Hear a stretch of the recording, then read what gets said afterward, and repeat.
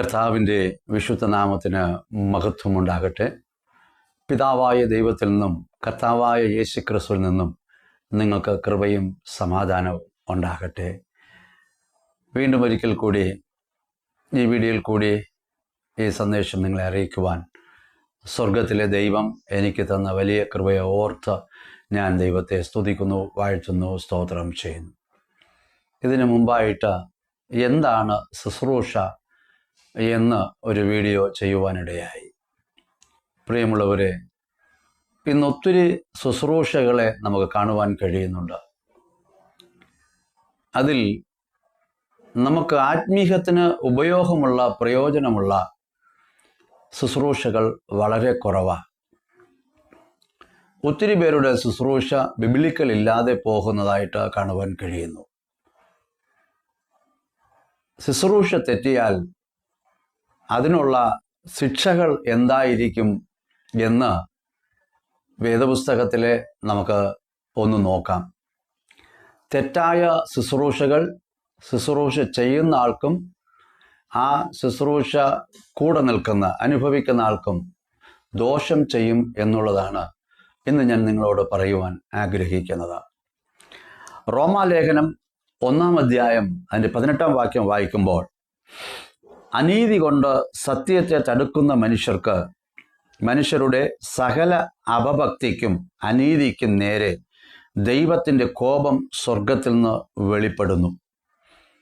അനീതി കൊണ്ട് സത്യത്തെ തടുക്കുന്നവർ, സത്യത്തെ മറയ്ക്കുന്നവർ, എന്നെ കേൾക്കുന്ന പ്രിയമുള്ളവരെ, ശുശ്രൂഷകൾ ഏറ്റവും അനുഗ്രഹമാണ്. എന്നാൽ സത്യത്തെ മറച്ചുള്ള ശുശ്രൂഷ ദൈവകോപത്തിന് ഇടയാകും. ഞാൻ സമയക്കുറവ് ഉള്ളതുകൊണ്ട് ഞാൻ വേഗത്തിൽ കടന്നു പോകുവാൻ ആഗ്രഹിക്കുന്നു. യാക്കോബിൻ്റെ ലേഖനം 3-ാം അധ്യായം 1-ാം വാക്യം വായിക്കുമ്പോൾ, സഹോദരന്മാരെ, അധിക ശിക്ഷാവിധി വരുമെന്നറിഞ്ഞ് നിങ്ങളിൽ അനേകർ ഉപദേഷ്ടാക്കന്മാർ ആകരുത്. തെറ്റായ ഉപദേശങ്ങൾ ജനത്തെ പഠിപ്പിച്ചാൽ ആമേൻ അധിക ശിക്ഷാവിധി വരുമെന്നാണ് യാക്കോബിൻ്റെ ലേഖനം 1-ാം അധ്യായത്തിലെ യാക്കോബ് 3:1 നമുക്ക് കാണുവാൻ കഴിയുന്നത്.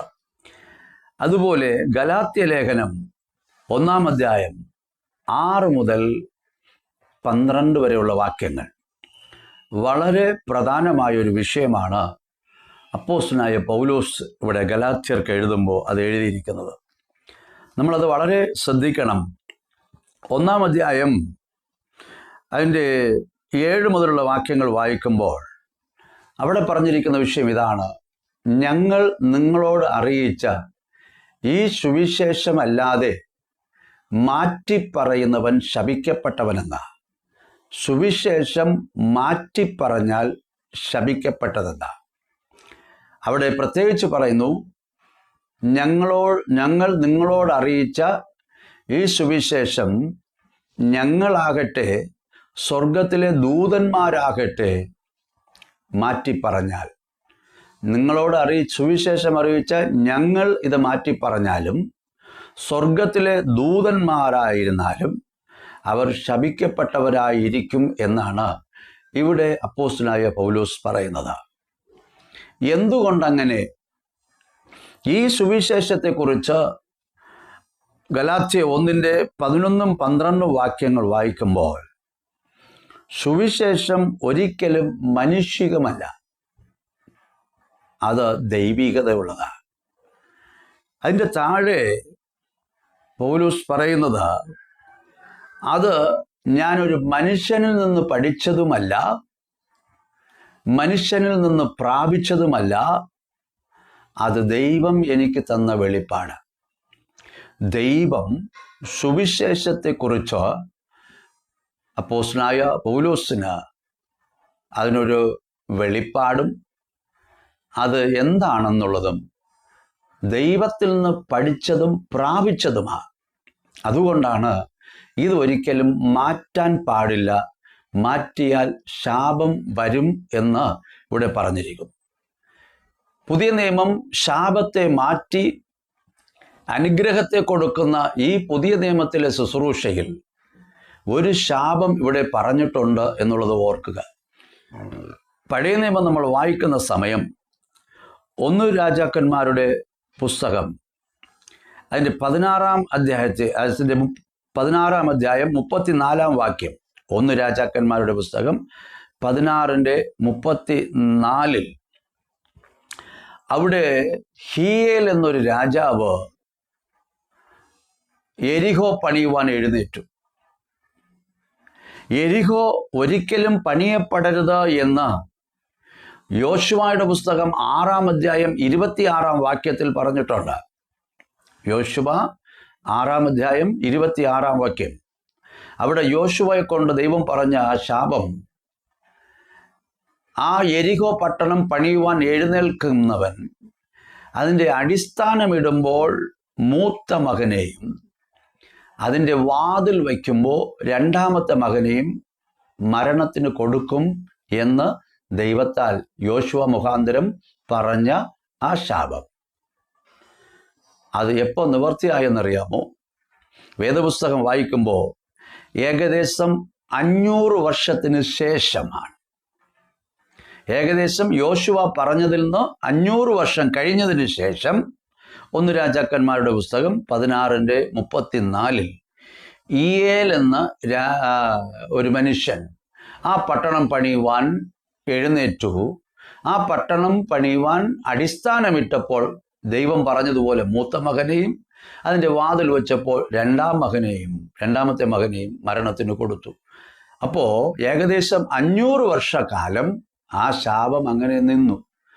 ആ വാക്കിന് എതിരായിട്ട് അവൻ പണിയാൻ വന്നപ്പോൾ അത് ഫലിച്ചു. അപ്പോൾ അതുപോലെ ഇവിടെ സുവിശേഷം മാറ്റിപ്പറയുന്നവൻ ശപിക്കപ്പെട്ടവനെന്ന് ഒരു ശാപം അവിടെ ഉണ്ട്.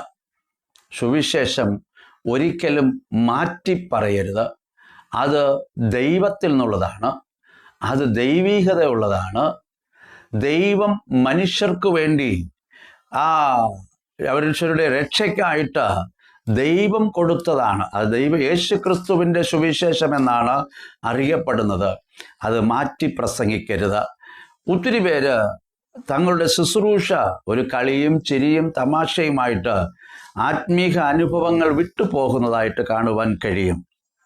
അപ്പോൾ റോമാലേഖനത്തിൽ നമ്മൾ 1:16 വായിക്കുമ്പോൾ സുവിശേഷം മനുഷ്യരുടെ രക്ഷയ്ക്കായിട്ടുള്ള ദൈവശക്തി എന്നാ പറയുന്നത്. Gospel is the power of salvation. രക്ഷയ്ക്കായിട്ടുള്ള ദൈവശക്തിയാണ് സുവിശേഷം. അത് ദൈവം തൻ്റെ ശുശ്രൂഷകന്മാരുടെ കയ്യിൽ ഏൽപ്പിച്ചതാണ്. അതുകൊണ്ടത് മാറ്റിപ്പറയരുത്. സുവിശേഷത്തിലെ ഒത്തിരി കാര്യങ്ങൾ ഇപ്പോൾ മീഡിയാസ് വഴി തെറ്റായ നിലയിൽ ഒത്തിരി ശുശ്രൂഷകൾ വരുന്നു.